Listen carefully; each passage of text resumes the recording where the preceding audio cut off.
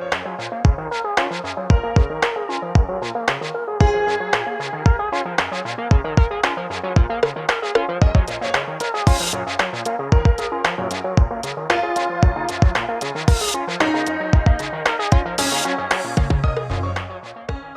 Phill Sikes. I'm a wood turner. I make bowls and vessels, and a lot of my work is utility work, you know, for use in your kitchen or on your table there, but I've gotten more into doing more sculptural vessels lately, and that's the kind of work that I really enjoy doing because there's much more of a design element to it, and being able to work a piece of material into something more than just a piece of wood you might look at, but something you might want to feel, that you might want to hold. The type of work that I do revolves around a machine called a lathe. And a lathe is generally a long machine, and you put a piece of wood on it, and it rotates that wood. And then you use different tools and chisels and gouges to remove the material to the shape that you want. So a lot of things that you interact with in everyday life would have been made on a lathe, like stair spindles and things like that, or columns made out of wood, wooden columns and things. Those are all things that are made on a lathe. We don't really see it that much today because it's not really a very common tool except in like industrial production. But where we do see it is in small production, and kind of similar work that I do. We're making bowls and things. You know, it can be a kind of a time-intensive process, and there's a lot of steps to it. So it's not an efficient process for a lot of everyday things anymore. But it used to be, you know, a couple hundred years ago, that people used very primitive lathes to make bowls and things like that for everyday use. So, yeah, so that tends to be what I do now, is I make bowls for, you know, utility use, and then vessels and things for more like an artistic expression, or just like an artistic view, something that you can look at and hold and appreciate the material and the shape and design.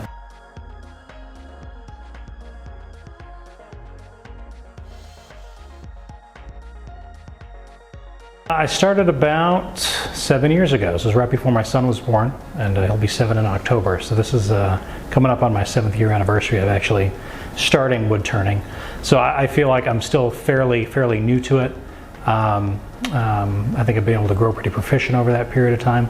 But I started by making just a small pen out of wood on a lathe, and now I make, you know, much larger things. But it's been a fun journey to be on. I definitely can't say that I'm self-taught, just because all the different people that have influenced me. And I've taken a few classes here and there, and a lot of it's been more of mentorship from people that I've met who also do the same kind of work. And from speaking with them or working with them or having the opportunity to be at the lathe with them, that's kind of where my teaching has come from. There isn't any, here in the States at least, I didn't have a formal training for this kind of work. So a lot of it is, shall we say, self-taught or self-experimenting to figure out how to do it. But there's been a lot of great people along the way who have kind of guided me and be like, oh, you should try doing this and this way, or show me how to do specific techniques and things like that.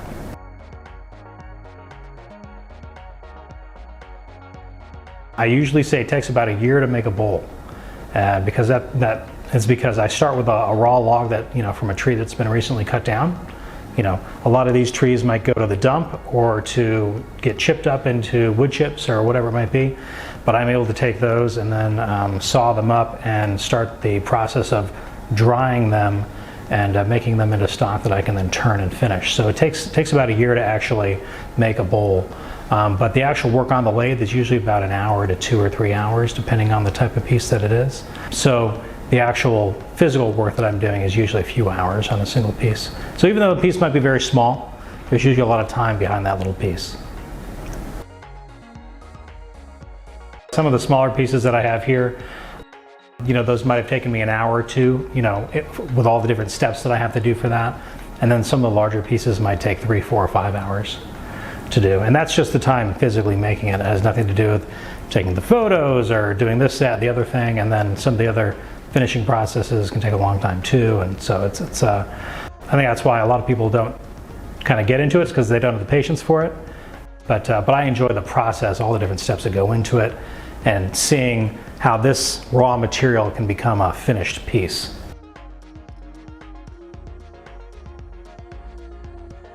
And I started kind of making a lot of smaller kitchen items, and that kind of was the introduction to me kind of learning my technique and my skill on the lathe.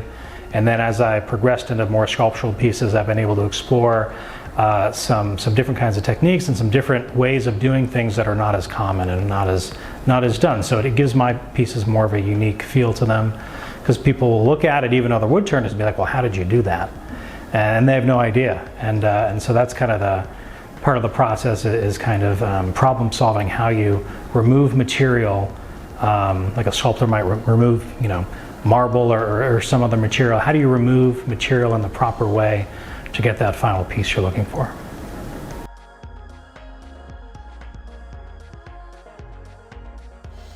Sometimes the material will kind of be an inspiration for the final product, but in general, I think I've gotten to the point where I am thinking about shapes and designs and the utility of something or the statement of something before I put the wood on the lathe. And I tend to look for the piece of wood that's going to be able to let me get that final piece together.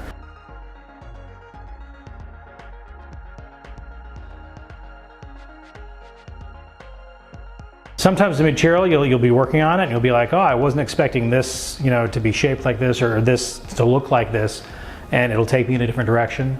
But a lot of times I'll start by maybe doing some sketches or have an idea about what I want to do ahead of time.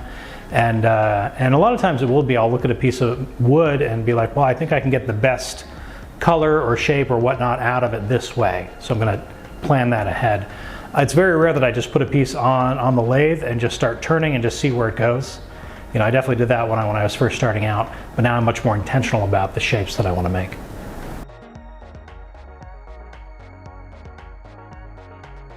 If you're interested in wood turning, I would just say try it. Find a place where you can try it. A lot of people might have had some sort of wood shop, in high school or something like that. And there are groups here, in Kansas City or other areas that offer classes on different kinds of things. But if you're interested in it, I would say find someone who knows how to do it and just ask them if they'd be willing to, spend a little bit of time with you and just show you kind of what it's about. And most wood turners are pretty open to that.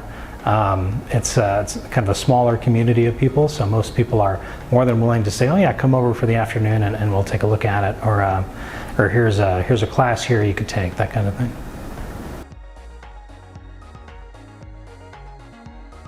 The main place to see kind of my art is on Instagram. You can also follow me on Facebook, and there you can see kind of what's in progress. And then as far as where my other pieces you can actually kind of see and feel, a few different stores carry some of my work. Usually my more utilitarian work is what I kind of do as kind of a retail basis. And then you can also come visit me in my shop and see what's out there. And then I also try to show my work in other galleries and exhibitions. I've got a piece in a Minnesota gallery right now and other places around the country too.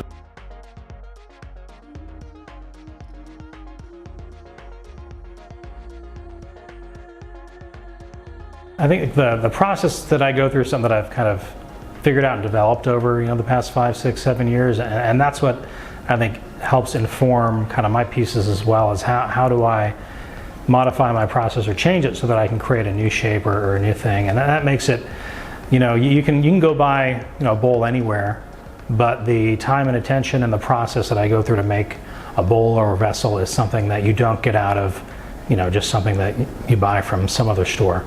And I think that uniqueness is something that you can appreciate, and I try to encourage people to care for what they have and then pass that on. And so I like to see that my pieces are hopefully passed on to somebody else down the road.